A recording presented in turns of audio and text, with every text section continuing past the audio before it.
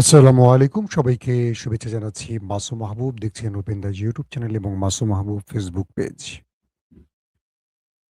প্রিয় দর্শক, সকালের লাইভ সেশনে বেশ কিছু গুরুত্বপূর্ণ খবর আছে। আপনারা যারা আমেরিকা, ইরানের খবরের জন্য ওয়েট করছেন, আমি বলতে পারি যে আজকে বেশ কিছু আ কি বলবো? বিগ ব্রেকিং খবর আপনাদের দিতে পারবো। ১ম যে খবরটি সেটি হলো ইরান এমন এক প্রস্তাবনা তৈরি করেছে যেটাকে আইনে রূপ দিতে যাচ্ছে। সেটা হলে পুরো আরব এবং আরবের মিত্ররা কেঁপে উঠবে। তাদের খবর হয়ে ছাড়বে খবর করে ছাড়বে ইরান।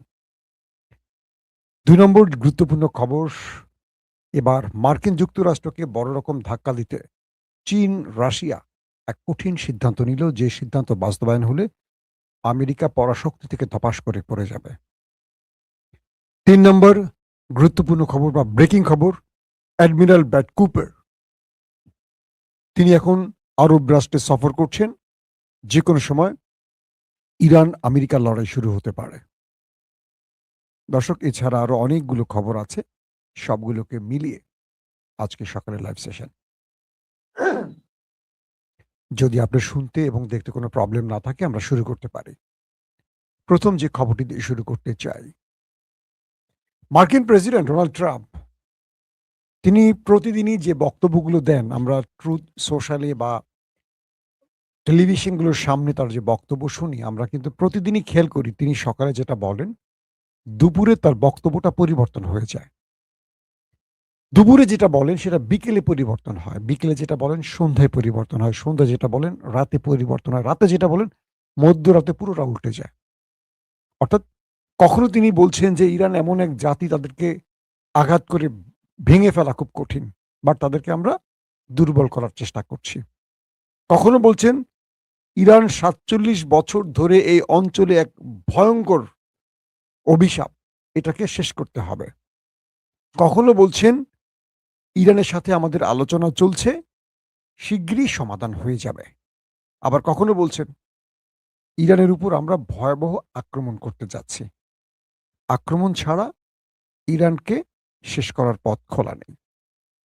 এক মানে একটা শক্তিশালী দেশের বা গ্রহণযোগ্য রাষ্ট্রের একজন প্রেসিডেন্ট তিনি কত রকম বক্তব্য দিলেন আপনারা বুঝতে পারছেন? একই মানুষ কত রকম কথা বলছে। তার বক্তব্যে কখনো মনে হয় যুদ্ধ বোধহয় বন্ধ হয়ে যাচ্ছে, আর হবে না।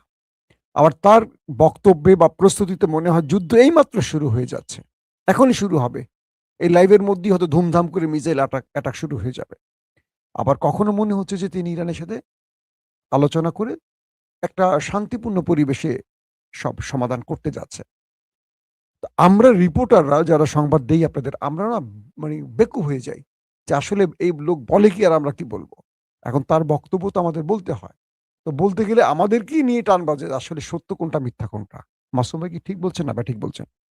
মাসুম ভাই যেটা বলছে সঠিক বলছেন। কিন্তু ওই ব্যক্তি যেটা বলছে সেটা সঠিক বলছে না। যেটা শুনে হয়তো আপনাদের কাছে মনে হয় যে আমরা ব্যাঠিক বলতেছি কিনা আবার। তো ইরান ১ম এ ইরানকে আমেরিকা কিছু প্রস্তাব পাঠায় যুদ্ধবিরতি এবং এটার সমাধানে। ইরান সেই প্রস্তাবগুলোতে নারাজি দেয়। অর্থাৎ ইরান রাজি হয় না। এরপর ইরান কিছু প্রস্তাব পাঠায় আমেরিকার কাছে। আমেরিকা সেগুলোকে রিজেক্ট করে দেয়। এরপর আমেরিকা আবার কিছু প্রস্তাব পাঠায়। ইরান রিজেক্ট করে দেয়। আবার ইরান কিছু প্রস্তাব পাঠায়।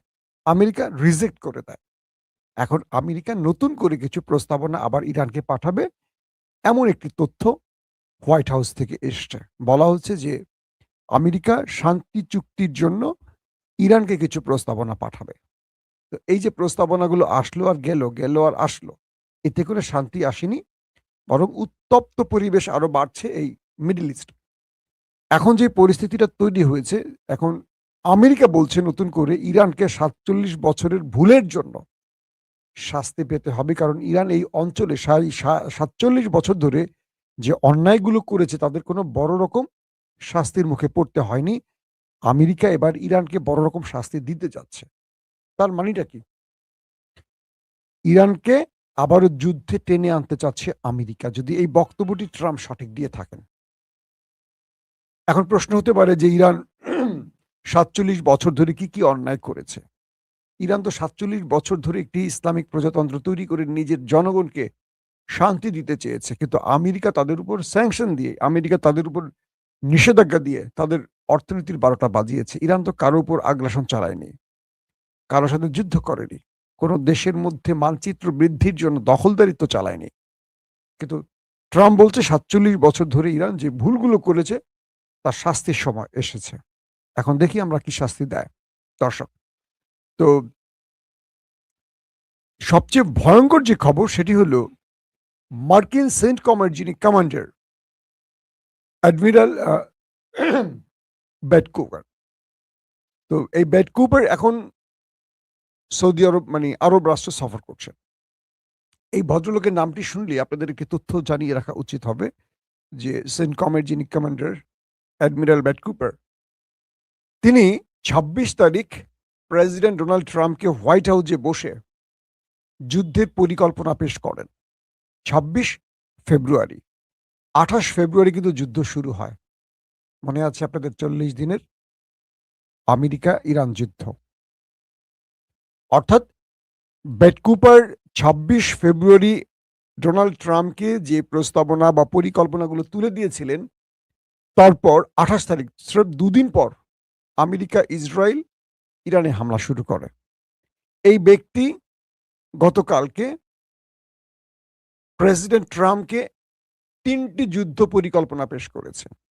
অর্থাৎ ইরানে অভিযান চালালে কোন কোন পদ্ধতিতে, কোন কোন ভাবে, কিভাবে যুদ্ধ পরিচালনা করবে বা কিভাবে অ্যাটাক করা যায়, কোন কোন সিস্টেমে ইরানকে অ্যাটাক করা হবে, এই পরিকল্পনাগুলো সেন্টকমের যিনি কমান্ডার কুপার তিনি মার্কিন প্রেসিডেন্টকে পেশ করেছেন।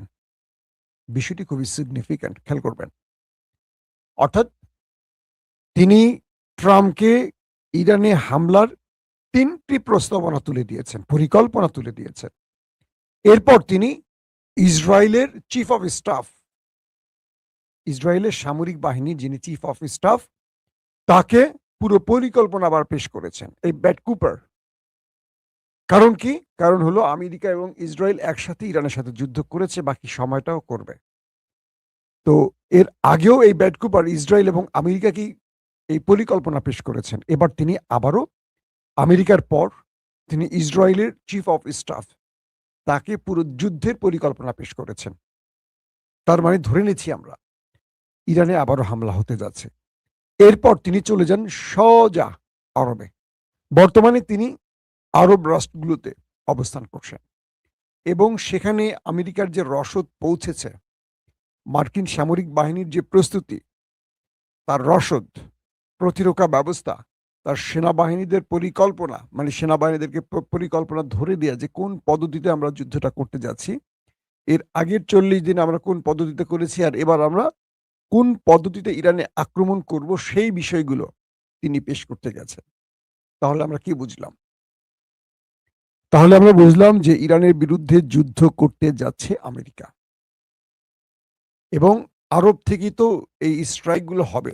মানে আরবের ঘাঁটি ব্যবহার করেই তো ইরানে হামলা করবে আমেরিকা। তাই সেখানকার সর্বশেষ পরিস্থিতি দেখার জন্য ব্যাট কুপার সেখানে অবস্থান করছেন এবং তার বাহিনীকে পুরো পরিকল্পনা তুলে দিচ্ছে। এখন একটি বিষয় মাথায় আসছে স্বাভাবিকভাবে, যে আরব এই যুদ্ধে আবার কি আমেরিকাকে সহযোগিতা করবে? দর্শক, এই ব্যাপারে ইরান আজকে খুব স্ট্রেটলি কিছু বক্তব্য দিয়েছে। ইরান বলছে যে যদি মানে হরমুজ প্রণালীর বিষয়ে ইরান কিছু প্রস্তাবনা তৈরি করেছে এবং সেটা আইনের রূপ দিতে যাচ্ছে ইরান। খেয়াল করবেন, এটা খুব ইম্পর্টেন্ট খবর। অর্থাৎ ইরান হরমুজ প্রণালী কেন্দ্রিক তাদের একটি বিল বা খসড়া তৈরি করেছে যেটা আইনে রূপ দিতে যাচ্ছে এবং এটা চিরকাল বাস্তবায়িত হবে। তার প্রধানটি হলো যে যারা আমেরিকার মিত্র, এবং আমি সহজ করে বলি, হরমুজ প্রণালী দিয়ে ইসরায়েল কখনো তাদের কোনো জাহাজ ঢুকতে এবং বেরোতে পারবে না লাইফ টাইম। অর্থাৎ পৃথিবী এসপার হোক আর ওসপার হোক, ধ্বংসক আর কেয়ামত আসুক, হরমুজ প্রণালীতে সারা জীবনের জন্য নিষিদ্ধ ইসরায়েল। নাম্বার 1। নাম্বার 2, যেসব দেশ আমেরিকাকে ইরানে হামলায় ঘাঁটি ব্যবহার করতে দিয়েছে, মানে আরব রাষ্ট্র, সেই সব দেশ হরমুজ প্রণালী দিয়ে নিষিদ্ধ। বাট তারা যদি হরমুজ প্রণালী দিয়ে তাদের কোনো তেল বা গ্যাস রপ্তানি করতে চায়, তাহলে ইরানের যে 200-300 বিলিয়ন মার্কিন ডলার ক্ষতি হয়েছে এই যুদ্ধে, এই পুরোটা ক্ষতিপূরণ দিয়ে তাদের এখান থেকে জাহাজ পাঠাতে হবে। খুব দুর্দান্ত পয়েন্ট এটা। ইসরায়েলকে হরমুজ প্রণালীতে আজীবনের জন্য লাইফ টাইম নিষিদ্ধ করে দিয়েছে ইরান। কোনোভাবেই টাকা দিয়ে পয়সা দিয়ে কোনোভাবেই ইসরায়েল এখান থেকে যেতে পারবে না। আর যারা আমেরিকাকে ইরানে হামলায় ঘাঁটি ব্যবহার করতে দিয়েছে, বা যেসব দেশ ব্যবহার করে ইরানে আমেরিকা হামলা করেছে, এই সব দেশও নিষিদ্ধ হরমুজ প্রণালীতে। তারা তাদের তেল এবং গ্যাস কোথাও বিক্রি করতে পারবে না হরমুজ প্রণালী দিয়ে। বাট একটা বাট রাখছে, যেহেতু মুসলিম রাষ্ট্র তারা, যদি তারা ইরানের এই 40 দিনের যুদ্ধে যে ক্ষতি হয়েছে 200, 250 বা 300 বিলিয়ন ডলার, এই পুরো ক্ষতিপূরণ দিতে পারে, তবে তাদেরকে হরমুজ প্রণালী দিয়ে আসা যাওয়া করতে দেয়া হবে। এখন বুঝছেন কি একটা অবস্থা শুরু করে দিয়েছে, মানে হরমুজ প্রণালী ঘিরে কি কি খেলা চলা শুরু হয়ে গেছে। এবং আরো কিছু বিষয় ইরান যুক্ত করেছে এই শর্তের মধ্যে, যে বাকি যে দেশগুলো এখান দিয়ে যাবে তারা টোল দিবে, তবে ইরান চাইলে কাউকে কাউকে টোল মাফ করতে পারবে। এবং এই ঘটনার পর থেকে 1991 সালের পর থেকে এবারই প্রথম কুয়েত এক ব্যারেল তেলও বিক্রি করতে পারেনি। কুয়েতের অবস্থা মোটামুটি সাইজ করে ফেলছে ইরান। অর্থাৎ 1991 যুদ্ধের পর, ইরান আমেরিকার এই যুদ্ধের পর কুয়েত 0 ব্যারেল তেল রপ্তানি করেছে, মানে কোনো তেল রপ্তানি করতে পারেনি। তো এই অবস্থার মধ্যে আরবের অবস্থা কোথায় গিয়ে ঠেকবে একবার চিন্তা করেন। অন্যদিকে চীন এবং রাশিয়া নতুন করে সিদ্ধান্ত নিয়েছে, একটি গণমাধ্যমের মানে খবরটি এসছে, যে চীন এবং রাশিয়া তাদের অভ্যন্তরীণভাবে নিজেরা নিজেদের মধ্যে যে বাণিজ্যিক সম্পর্ক বজায় রেখেছে বা আমদানি রপ্তানি করছে, এগুলো তারা নিজেদের অর্থ ব্যবস্থার মধ্যে করছে। অর্থাৎ ডলারকে বাদ দিয়ে তারা তাদের অর্থ ব্যবস্থা তাদের কারেন্সিতে করছে। এবং আমেরিকা ইরানের সাথে যারা অর্থনৈতিকভাবে হরমুজ প্রণালী কেন্দ্রিক লেনদেন করেছে, যাদের উপর আমেরিকা ট্যারিফ ঘোষণা করেছে বা নিষেধাজ্ঞার ঘোষণা দিচ্ছে, এবং এগুলো বিশ্বের সবাইকে মানার নির্দেশ করেছে আমেরিকা, যে আমরা অমুক 5টি দেশের উপর ট্যারিফ দিচ্ছি বা নিষেধাজ্ঞা দিচ্ছি, তোমরা মেনে চলো। চীন ডাইরেক্ট বলছে যে আমরা মানতে নারাজ, আমরা আমেরিকার এই অন্যায় প্রস্তাবে বা অন্যায় কাজের সমর্থন করছি না। আমরা সেই সব দেশের উপর আমাদের সম্পর্ক বলবৎ রাখবো, তাদের সাথে আমাদের কোনো নিষেধাজ্ঞার সম্পর্ক থাকবে না। চীন রাশিয়া মূলত যে খেলাটা এখন খেলছে, যেমন ভারত, চীন প্রস্তাব দিছে পৃথিবীর যেই দেশই আমাদের সাথে লেনদেন করবে তাদের সাথে আমরা তাদের অর্থ ব্যবস্থা করব, বা সেটা ভারত হোক, পাকিস্তান হোক, ইউরোপ হোক। এবং ইউরোপ নিজেরাই বলছে তারা ইউরোতে এখন লেনদেন শুরু করবে। অর্থাৎ ডলারকে ধপাস করে ফেলে দেওয়া হচ্ছে বা ফেলে দেওয়া হয়ে গেছে। এখন আমেরিকা তার অস্তিত্ব সংকটে পড়ে গেছে। কোনোভাবেই যদি আমেরিকা তার এই ডলার ব্যবস্থাকে ফিরিয়ে আনতে না পারে, তাহলে আমেরিকার পরাশক্তি থাকবে না, এটা আপনারা কনফার্ম থাকেন। খেলা এখানে শেষ। এবং কোনোভাবে এখান থেকে, যেমন আহমেদিনেজাদ, ইরানের সাবেক প্রেসিডেন্ট, তিনি বলছেন যে হরমুজের পাশে কোনো একটি দেশ উড়ে এসে জুড়ে বসেছে এবং তারা এই অঞ্চলে দখলদারিত্ব চালাচ্ছে, এটা কোনোদিন কোনোভাবে ইরানি জাতি মেনে নেবে না। তাদেরকে এই অঞ্চল থেকে খাদানো হবে এবং তারা এই অঞ্চল থেকে দ্রুত কেটে পড়বে। তো এখন যে অবস্থাটা তৈরি হয়েছে, যে এই অবস্থার মধ্যে আসলে আমেরিকা অনেক বড় বিপদে পড়ে যাচ্ছে। এখান থেকে আসলে আর তাদেরকে কোনোভাবে উদ্ধার করার সুযোগ নেই, যদি আমেরিকার প্রেসিডেন্ট ইজ্জত থাকতে থাকতে এখান থেকে কেটে না পড়ে। এখন ইউরোপ যদি তাদের নিজেদের অর্থ ব্যবস্থা ইউরোতে লেনদেন করে, চীন যদি ইউয়ানে করে, রাশিয়া তাদের কারেন্সিতে করে, ভারত তাদের কারেন্সিতে করে, আরবরা আর আমেরিকা মিলে কি করবে বলেন? আমেরিকা তো তার ডলার ব্যবস্থা দিয়ে টিকে আছে। এখন আমেরিকার জন্য সবচেয়ে বড় বিপদ সংকেত হলো এটি। ইরান আমেরিকাকে শুধু যুদ্ধে নয়, পরাশক্তির চেয়ার থেকে ছিটকে ফেলার জন্য যত রকম কৌশল আছে সবগুলো কৌশল গ্রহণ করেছে। এই অবস্থায় হরমুজ প্রণালী আমেরিকার জন্য গলার কাঁটা হয়ে যাচ্ছে। এটা পারবে না কোনোভাবে, এটা ইরানের দখলে যাচ্ছে এবং ইরান এখান থেকেই তার সকল স্বার্থ আদায় করে নেবে। প্রত্যেকে ভালো থাকবেন। আল্লাহ হাফেজ।